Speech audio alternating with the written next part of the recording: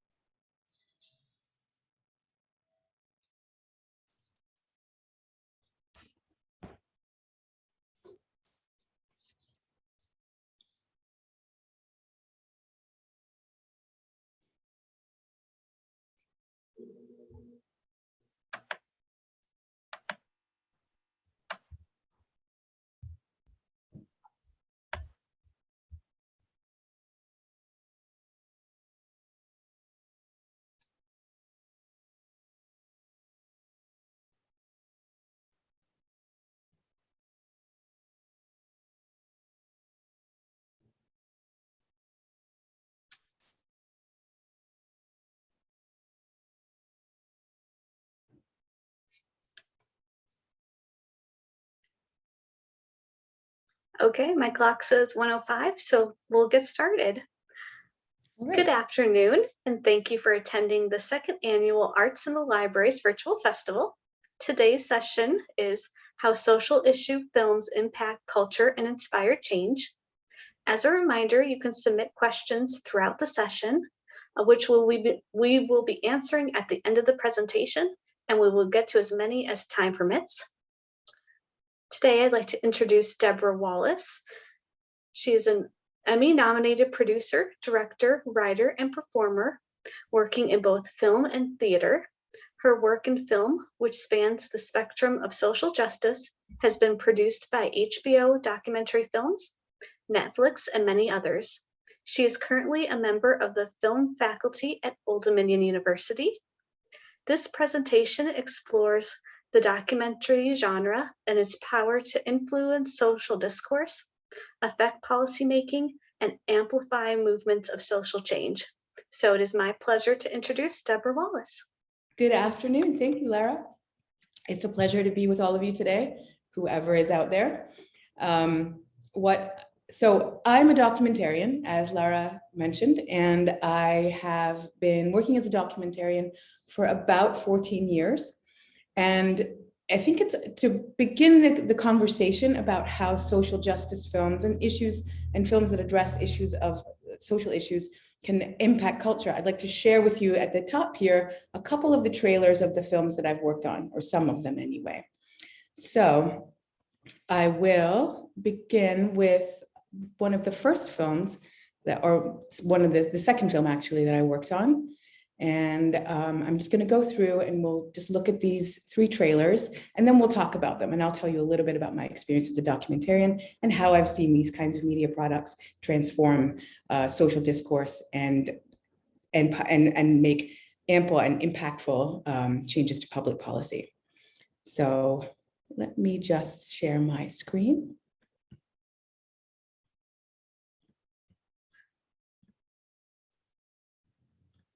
This is the trailer for a film called Gasland Part 2 that premiered on July 8th, 2013 on HBO.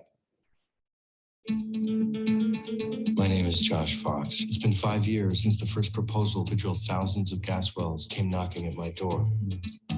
With thousands of cases of water contamination, air pollution, and health problems across the U.S., it's not just the numbers that get you dizzy.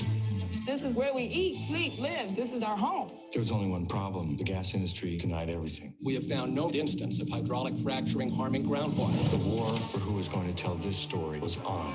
They want a street fight out of this. Never underestimate the power of money. It's scary when your own government is afraid of a business. People complain about the price of gas. Wait till you're paying twice that for water.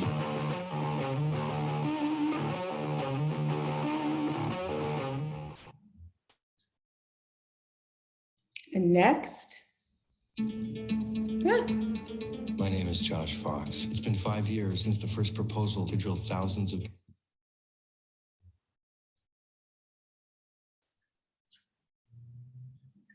This is Blood on the Mountain, which was released by Netflix in 2016. When one industry dominates an area, somebody stands up and says, hey, that's not right, you get ground up. That's how it works around here. In the 1880s, coal was this miracle fuel that was inexpensive and abundant. And it led to our emergence as the leading industrial country around the world. And coal became king. Houses popped up around coal mines. Years ago they called them coal camps. But the coal company still got you by the ass. If you're a coal miner at a Massey mine, it was very much of a boss-directed culture, with the boss being Don Blankenship. You have so much industrial influence over the politics. And if a few hillbillies get killed in the name of progress, so be it. That's the way it works. Let me state for the record, Massey does not place profits over safety. We never have, and we never will, period. Some miners were blown to smithereens. Other miners were asphyxiated. 29 men are now dead. Dead. Dead. Do you know how many fatalities there have been at Massey Energy Company mines since 2000? No, not exactly. These miners should possess the right to say, kiss my ass. One man says, hey, that's my job. The other person says, but that's our community, that's our water. I mean, it's tough to find a balance in an extraction state. The mountain state. We're not the extraction state. We're the mountain state. But we're the extraction. I remember growing up to the song, coal is West Virginia. Well, what's West Virginia when the coal's gone? What's West Virginia then?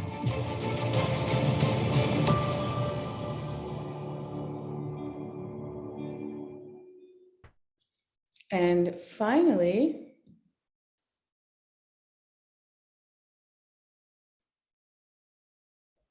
Brave Girls, which was released by Virgil Films in 2019. કોઈ પણ વિચાર છોકરી એના મનમાં જ રાખે છે કે કઈ નહીં આપતી. દુનિયા શું વિચારશે, મારા બારામાં શું સોચશે?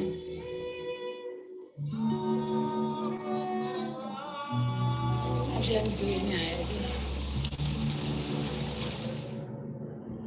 હવે તો સમાજનો રિવાજ છે, આપણે આવ્યા છીએ તો પછી શું કરવાનું, આપણી દીકરીને મોકલવી તો પડે समाज प्रमाणे।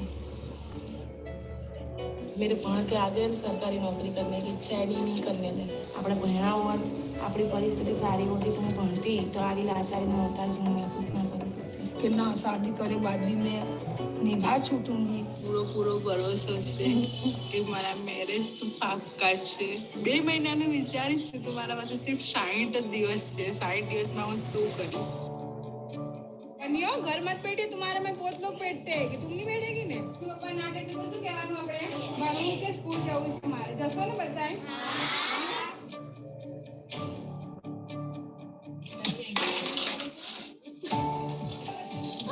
બહુ ડિફિકલ્ટ સવાલ છે।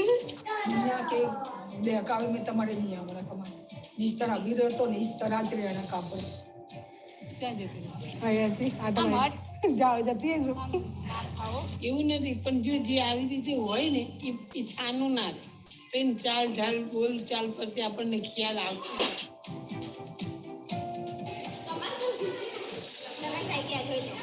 બહુ ખોટું કરું પાછળથી બસતાશે એ જાણીને પછી એ રસ્તે ચાલે તો સારું પણ જો સમાજથી વિરોધ ચાલે તો પછી અલગ જ પડવાના લગ્ન કરીશ ત્યાં મરી જઈશ मैं गया फिर तो उसने पी ली दवा।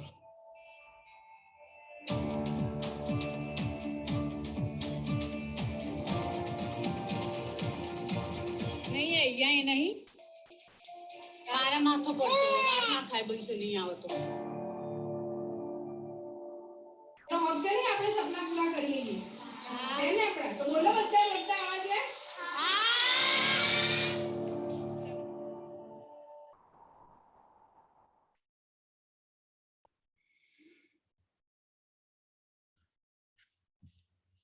Okay. So that's a selection of the trailers for some of the films that I've been working on over the last several years. Just a moment. Quiet. It's time for. That's a selection of the films that I've been working on for the last several years. And I want to tell you a little bit about how I began my career in documentary film, because I think it's really illustrative of how these kinds of media products, especially when they begin organically, can sort of snowball and change and actually really affect movements and lend themselves to the efficacy of movements in general. I am also, as Lara noted in the beginning, I'm also a theater maker. And I began my career as a theater maker, as a director and actor and playwright. And I was working for many years in New York City as co-artistic director of an organization called the International WOW Company. And our work was always, even in the theater, it was always ingrained in social issues and in speaking to whatever was happening socially in the moment. And we spent about 10 years working before we decided that we wanted to enter film as a medium. And in about 2008, we made a narrative film, which was not very good, but it was something that was really instructive for us. We learned a lot from making it. And the following summer, that summer, we decided we would move into the documentary genre, but sort of accidentally, because this was a medium that we were still experimenting with. And we had this opportunity every summer to rehearse and create our work for the theater, which was very large scale cinematic work. And we had this opportunity to rehearse every summer, and we would create our work upstate in New York. And we would spend the whole summer there creating these very large scale pieces from the ground up. And this summer in 2008, which is detailed in the film Gasland, the artistic director of the company whose land it was that we were rehearsing on received a letter in the mail from a gas company asking to lease the property. And no one everyone in the neighborhood was getting this letter at the same time. And no one really knew what this technology was. They sort of understood vaguely that it was about natural gas, but it was being presented to them by the corporations that were trying to lease the land as this extraordinary opportunity where you could lease your land for a lot of money. And it would have an enormous economic benefit to the area, in addition to having a personal economic benefit to everyone who would allow gas wells to be drilled on their land. So we were curious. What is this? So we decided that we were going to make, or actually Josh, the director of the film, decided that he wanted to make a 10-minute video that was going to just sort of investigate this process, find out what it was, so that the entire area in this upper region of the Marcellus Shale could be educated. This is a very rural community with lots of small towns. And in order to sort of, give everyone an idea what this was. So the Gasland was begun as basically we were making a 10-minute infomercial about this new technology that was emerging. Obviously, over time, that became we realized that there was something much more insidious going on, and there was much more of a story here that was not being reported on anywhere. And we continued to follow that. And Josh and the lead producers on that film at the time followed that over time. And obviously the story became much bigger and it became about something extraordinary. That film went on to become a feature film that was nominated for an Oscar for Best Documentary. And it was nominated for several Emmys and won an Emmy for Best Director. But it was this thing that propelled us from one moment being this group of theater makers into something entirely different. It changed all of our lives in just a moment, because now we were at the center. We had the one piece of media that spoke to this emerging moment in American history. It was instrumental in advancing the movement, in advancing the anti-fracking movement across the United States. For example, and I would like to pull this up here just now. Let me share my screen again. Well, let me go back a little bit. Something that documentarians know and have always known is that these kinds of products, these kinds of films can make a difference. And that and whether or not you're talking about, decades ago when the legacy channels were making documentaries and they were still part of public programming, or at least a bigger part of public programming. Even then, documentarians knew that the work that they were doing made a difference. But this was all anecdotal information. We couldn't demonstrate this in any way. We didn't have any metric assessment by which we could demonstrate that these kinds of products actually do have impact and actually do make a difference. And so the interesting thing is that with Gasland, it was the first time that university researchers actually chose to figure out how to demonstrate empirically how these kinds of products can actually make a difference. So the University of Iowa chose Gasland for no other reason than it was detailing a story that was emerging in public consciousness. So the Gasland film was the sort of perfect, the perfect medium by which to investigate the effect of these kinds of films on society, whether that's social discourse or policy change or the just cultural consciousness about the issue in general. And they did a study. They basically mapped out the entire, and I'll show this to you for just very briefly. This, as you can see right here on my desktop is the study done by the University of Iowa. It's called No Fracking Way.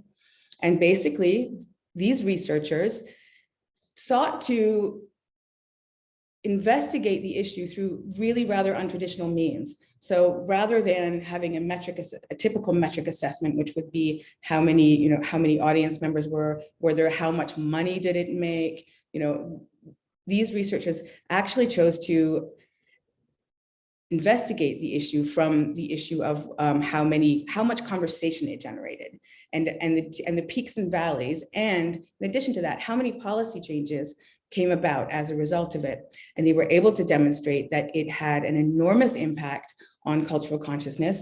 And these were basically centered around particular moments. For example, the film's nomination for an Oscar or its release date on HBO. These were moments that were very clearly demonstrable of public conversation because they could be measured and assessed through the analytics of different social media platforms like Twitter or Facebook or Instagram, any of those places that were amplifying the message of the film and that were being used to amplify it.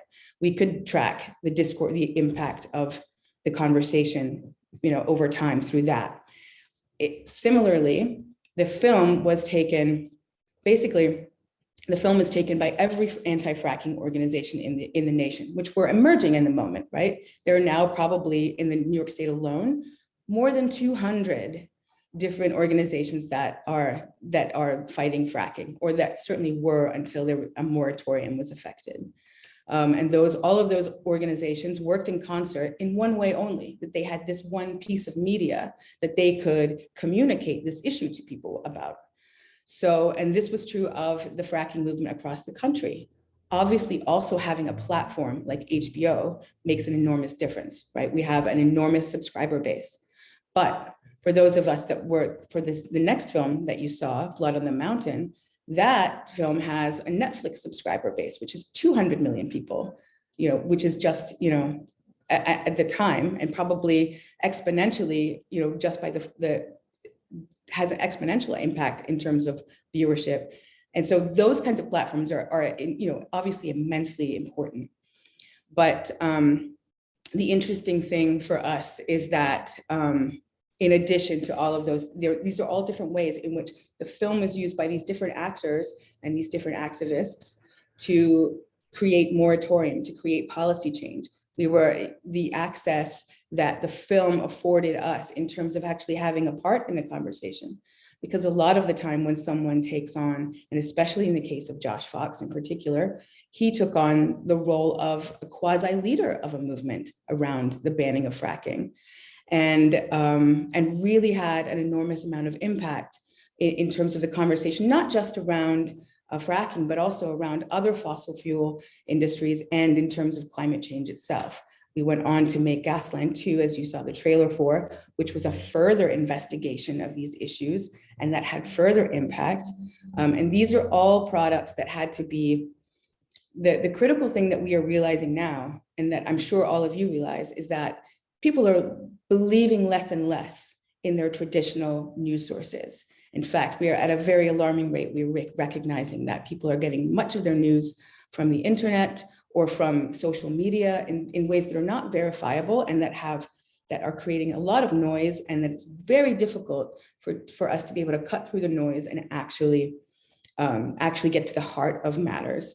In particular, I want to talk about Blood on the Mountain for that, because the directors of that film, Marilyn Evans and Jordan Freeman, recognized the importance of that there was two conversations happening about the issue of coal, that it wasn't just about that this is a deleterious product that is causing enormous harm to the planet, but there's also a question of how do we transition and not leave the people who are being left behind by this failing industry behind, and that there was that question of a just transition for the people affected by this transition from fossil fuels had to happen as well. And that was extremely instructive. I remember that I gave a speech about Blood on the Mountain to the New York Ethical Society for Culture. And the film came out about 6 days after the 2016 election. And where the coal miners of West Virginia and the rest of the Appalachian region were under an enormous amount of scrutiny. There was a lot of interest in why they had voted in a particular way. And really, it doesn't matter, in terms of your political leaning, there was a good deal of interest in these folks and why they had voted in a particular way. And I was able to say to that particular group of very intelligent people, some of the most intelligent people in the entire city of New York, which is already, pretty extraordinary. I was able to say, you just saw a film and you just heard from about 20 either former or current coal miners. And none of those people voted for Donald Trump, right? But that's not something that's in your perception. And my argument to that audience and to any audience, regardless of your place on any political spectrum, is that you have a particular perception that you've gained about people just through what you've been fed in terms of media, and that manipulation is something that no matter how intelligent or how knowledgeable or how learned you are, there is no one on this planet that is invulnerable to the manipulative tactics of social discourse. And so that was what was incredibly important. It was incredibly important for us to make sure that there was more than one narrative that was being demonstrated about this particular region of the country. But again, it becomes so much more important for the documentarian because many folks do not trust their traditional media sources. It means that the job of the documentarian, which is now in a golden age, and especially with issues like this, with social justice issues, becomes so much more important because we become the only credible source of information, right? Because if the news tells you what something is, a documentary tells you what it means. It gives the entire context, right? You see a million news stories on your news feed every day about things that are happening in the world. And it's very easy for you to just scroll by them and to ignore these moments. But the documentary investigates the deeper context of that and how those different threads are informing so many different parts of our lives and so many different other people's lives. So it has become so much more incumbent and so much more important that the documentarian have credibility and that we continue to be able to rely on the documentarian for credibility. It's increasingly important. I can say that, and it's a charge that legitimate documentarians really take very seriously, because we know that we are the arbiters of something that is precious. And that question of truth is so important for so many of us, especially in this moment, because when every voice has a platform, how do you cut through and really get to the profundity of human experience and our place on the planet without it? And so therefore, most documentarians will tell you that we go through an extraordinary vetting process in terms of the assertions of fact that we make in our films. So for example, for Gasland Part 2. We were cross-examined by HBO's legal team for 48 hours straight on every single assertion of fact that we made. Not just because we knew we were dealing with a litigious industry, but also because we knew that it was so incumbent upon us to be forthright and honest with our audience, because we knew that there are so few sources that people feel as though they can really rely on to tell them the truth. And that is what we are, that is the endeavor that we have taken on and that we take so seriously. However, Gasland was instrumental in creating hundreds, if not thousands, of different actors and different movements throughout the country and across the world. It's been seen everywhere, all over the world, because the hydraulic fracturing issue has touched every part of the world. And it is such a successful tool because it actually humanizes the issue. It actually demonstrates to folks exactly what this kind of industry can do locally to families and to people and to communities, and how these kinds of actors, these kinds of bad corporate actors, can actually have impact it has such a deleterious impact and have it go unnoticed by the population at large. Gasland was successful in helping to secure moratoriums all over the world. Activists used it. The most interesting thing about a grassroots movement is that it starts with this one piece, and then obviously it cascades out. And in particular, this film was so successful because there were already so many activated grassroots organizations that were working in the environment who just needed their attention focused on a new issue in particular. And in this case, it was hydraulic fracturing. And we were able to have an enormous impact. The fact that we had so many different ways in which we could have an impact on the issue was so important.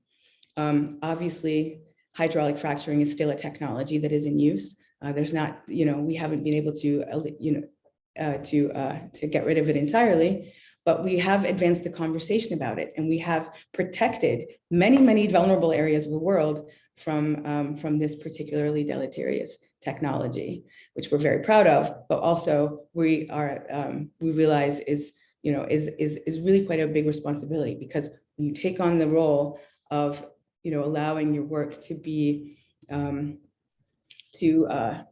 this sort of standard bearer and be emblematic of a movement, it becomes such an enormous responsibility. And we continue to work in support of the folks who are fighting against those industries around the world. Moving on, though, that moved forward in the next film that was made was called How to Let Go of the World and Love All of the Things That Climate Can't Change, which is a movement forward to the other parts of the bigger question, which is how do we actually divorce ourselves from this addiction that we have to fossil fuels? And we investigated that across the board. And are there any questions about what I have presented so far? I can't really tell. Thank you so much. Are you finished? I'd like to transition to the question, because I think it's a little bit easier. Thank you. This has been a wonderful presentation, and we do have some questions already. I'm actually going to have to look up more documentaries now. I am now sold. What specifically drew you into the documentary genre in the first place? Was there a particular documentary film that you saw that triggered your interest? Actually, it was accidental, as I mentioned at the top. So the beginning, but there was a moment when it may sound silly, but there was a moment where I knew it was something, and it was the second film that I had worked on, several films later. Blood on the Mountain actually was one where I knew that this was something that became, I could see how impactful it was and how important it was, and it felt like, and many of us spend our lives trying to figure out a way to unselfishly interact with the world in a way that actually has meaning and And this was a way for me that this felt like the right way for me to do that. I don't want to say that I felt called to it, but it also felt like we spend so much of our lives searching for a way to actually have meaningful impact in a way that is and so this was a way for me to do that. So I accepted that charge really readily, because it was I could see just how much change it was making, and how much more change needed to happen, and how much more still needs to be done, and how much more we could do with this particular medium, which is so powerful and is just getting exponentially more powerful by the day. It's exciting to hear that they can quantify that too. I had no idea it was as powerful as that. I thought it was just me. Another question, as an educator, what would you say to students out there who want to make documentary films and tackle social issues, and who hope to make an impact and inspire cultural change? As an educator, what would I say? Well, I would say, firstly, as an educator, especially an educator in film, the first thing I would say is start recording everything, right? Pick up a camera, even if that's just your telephone, a camera. Just start gathering material, but also find the thing that you care about. The thing that you care about. Find that, documentarians follow a compulsion or are impelled to investigate something that sometimes feels greater than themselves, and hopefully is greater than themselves. Hopefully the thing that you make is something that is a product that is, beyond yourself. So it can be a very difficult, especially if you're working independently. So as an educator, what I would say is obviously get a good education in terms of learning the basics, the fundamentals of filmmaking. And no matter where you want to fall on the spectrum of that, it's a very big industry, right? Whether or not you want to be a technician or a director or a producer. Sorry, it's rather loud here for me. Thanks for the patience there on that. But it's a very big genre. So there are so many different ways in which you can get involved in it. And there's so many great legacy channels that are working, and legacy organizations that are making documentaries.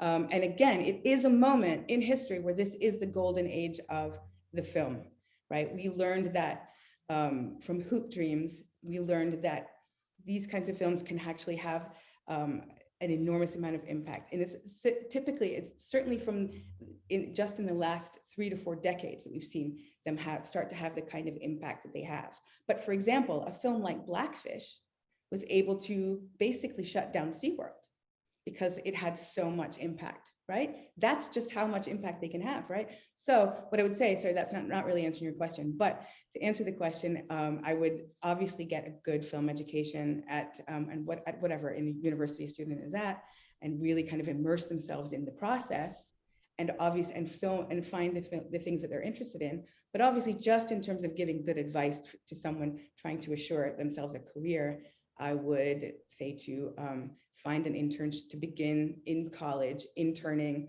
within an organization that is making this kind of work, and really start to create a good network. Because I was very fortunate in that my first film was very successful, so magically.